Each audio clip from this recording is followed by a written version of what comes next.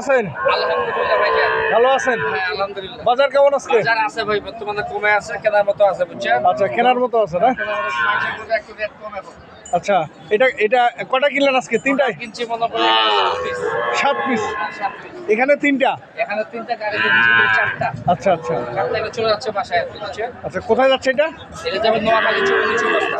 নোয়াখালী চৌমনি চৌরাস্তা। চৌরাস্তা। আচ্ছা আচ্ছা গরু মনে করেন এখন আগে যে তুলনামূলক যে বাজারটা ছিল তার থেকে একটু কম আছে বুঝছেন। আচ্ছা, ঈদের বাজার যেটা ছিল তার থেকে একটু কম আছে। এখন বর্তমানে 26-এর মধ্যে কিন্তু কেনাকাটা করা যাবে। কিন্তু ঈদের সময় মনে করেন বাজারটা মনে করেন 30-এর নিচে হইতো না এগুলা। 30 পারও হয়ে গেছিল। এখন বাজারটা এখন শুধু মাংসটা একটু এখন কম চলবে, কারণ সবাই কুরবানির উদ্দেশ্যে আছে। এই জন্য বাজারটা একটু কম চলবে। কিন্তু আমাদের তো লাগে এগুলা বুঝছেন। হ্যাঁ, এগুলো তো লাগে। চালে হোটেল টোটেল আছে, কিনতে হবে আমাদের। যেমন যেমন বাজার এখন বর্তমানে এগুলা গরু কেনার কথা আছে।